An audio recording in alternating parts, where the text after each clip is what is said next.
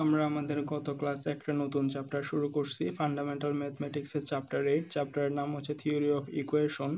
তো theory of equation বা সমীকরণ তত্ত্ব, এই চ্যাপ্টারের ম্যাথগুলো করতে আমাদের প্রথমে বেশ কিছু জিনিস জানা লাগবে। সেই জিনিসগুলো আমরা আমাদের গত ক্লাসে দেখাইছি। তার মধ্যে একটা ছিল যে আমাদেরকে এরকম যে সমীকরণগুলো দেওয়া থাকবে, সেই সমীকরণগুলোকে আগে একটু বুঝতে হবে।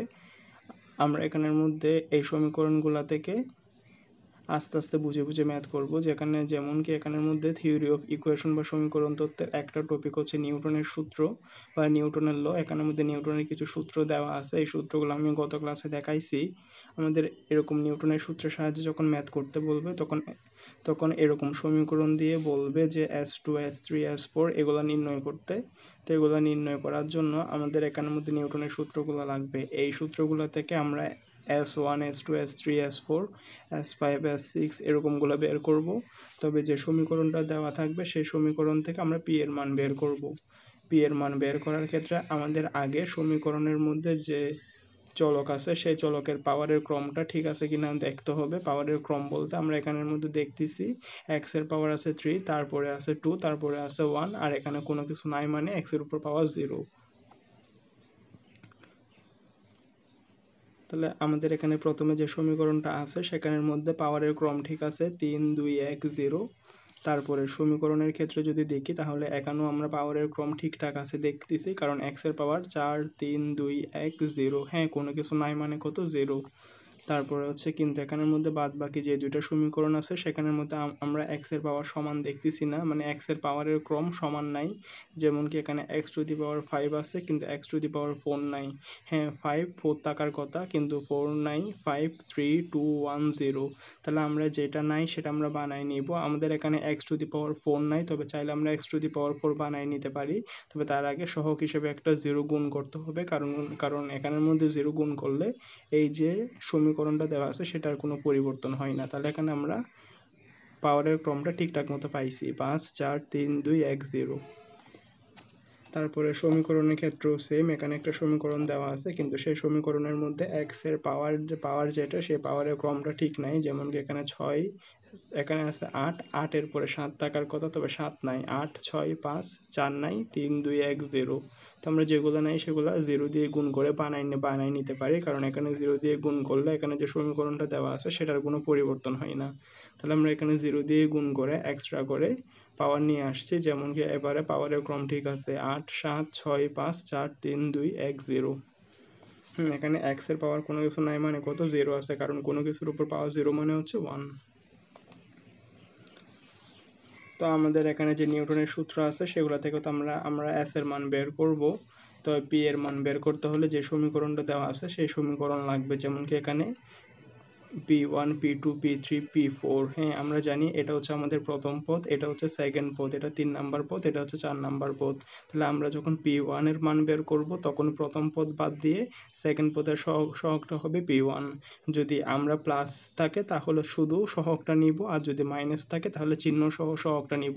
তাহলে এখানের মধ্যে P1 কোনটা হবে, P1 সব সময় প্রথম পদটা বাদ দিয়ে পরের মানে 2 নাম্বার পদ থেকে 2 নাম্বার পদের সহগ হচ্ছে P1। তাহলে এখানে P1 এর মান -6, P2 এর মান হচ্ছে 11। এখানে -6টা মাইনাস ওই জন্য চিহ্ন সহ নিছি, আর 11টা প্লাস ওই জন্য প্লাস না নিলেও চলে, ওই জন্য শুধু 11 নিছি। আর P3 এর মান হচ্ছে কত, এটা হচ্ছে P1, এটা P2, এটা হচ্ছে P3। P3 এর মান হচ্ছে -6। তাহলে আমাদের এখানে -6 পর্যন্ত আছে। -6 এর পর আর নাই, তাহলে আমাদের P3 এর মান হচ্ছে লাস্ট -6। কিন্তু আমরা যদি P4 এর মান বের করি, যেহেতু এখানে লাস্ট আছে P3 পর্যন্ত, তাহলে P4 এর মান হবে 0। এখান থেকে যদি আমরা P5 এর মান কাউন্ট করি তাহলে এখানে P5 এর মান হবে 0, কারণ এটা হচ্ছে P1, এটা হচ্ছে P2, এটা হচ্ছে P3। এখানে P3 এর পরে আর কোনো কিছু নাই, তো কোনো কিছু না থাকলে ওগুলো হচ্ছে 0।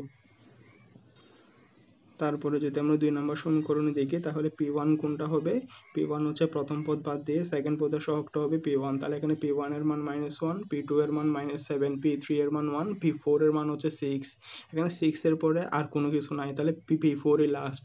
তো P4 এর পর যদি আমরা এখান থেকে P5 আর P6 বের করি তাহলে এখানে P1 হচ্ছে -1, P2 -7, P3 হচ্ছে 1, P4 হচ্ছে 6। কিন্তু P4 অর্থাৎ 6 এর পরে আর কোনো কিছু নাই, তো ওই জন্য P5 হলে ওইটাও হবে 0, P6 হলে ওইটাও হবে 0, P7ও যদি বলে তাহলে ওইটাও হবে 0, কারণ এখানে লাস্ট কত, লাস্ট হচ্ছে P4 সমান 6, এখানে 6 এর পরে আর কোনো কিছু নাই, তো P4 এর পরে P5 6 7 এর যত কিছুই আসে সবগুলো 0ই হবে।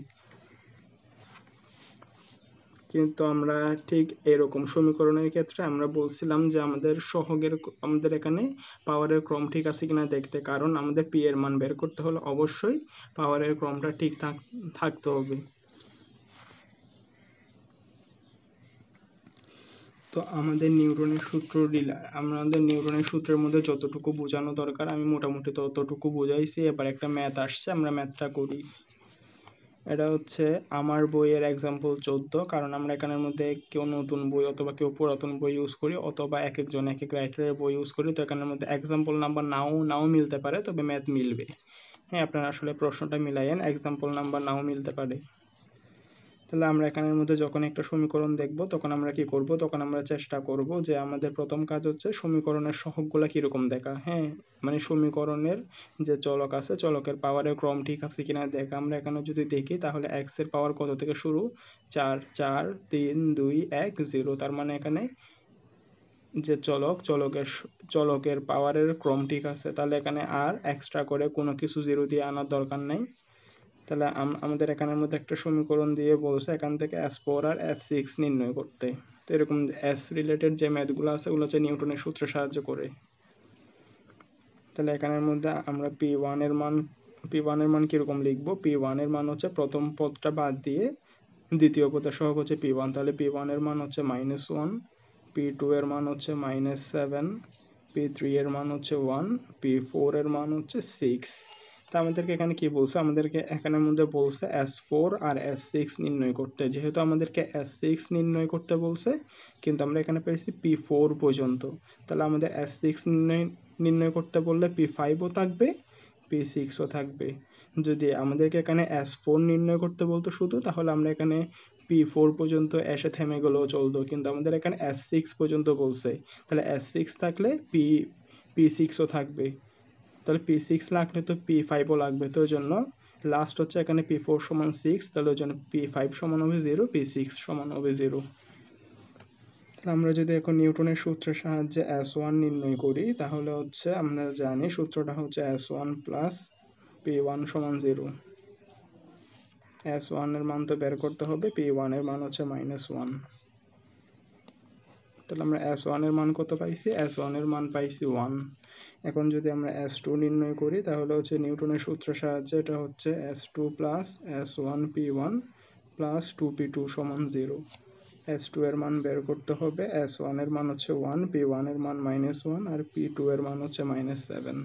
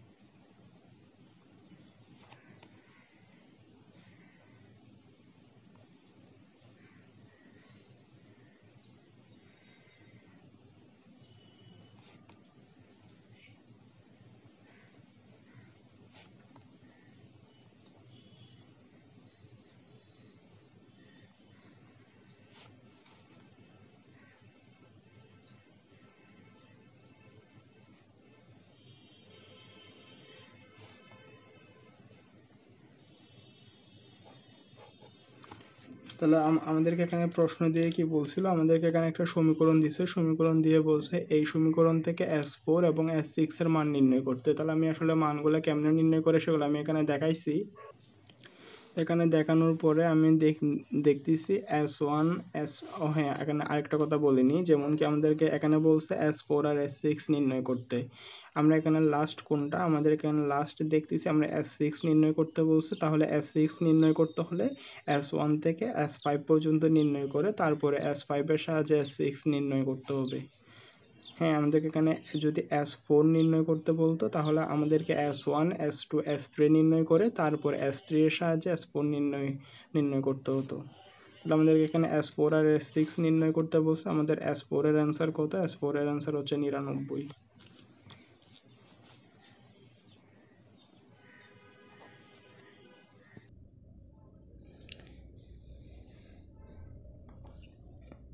তো আমাদের প্রশ্নের মধ্যে একটা সমীকরণ দিয়ে বলছিল যে ওই সমীকরণ থেকে S4 আর S6 এর মান নির্ণয় করতে। তাহলে আমরা S1 নির্ণয় করছি, S2 নির্ণয় করছি, আমরা S1 এর মান পাইছি 1, S2 এর মান পাইছি 15, S3 এর মান পাইছি 19, S4 এর মান পাইছি 99। তারপর আমরা ঠিক সেমভাবে S5 আর S6 নির্ণয় করছি।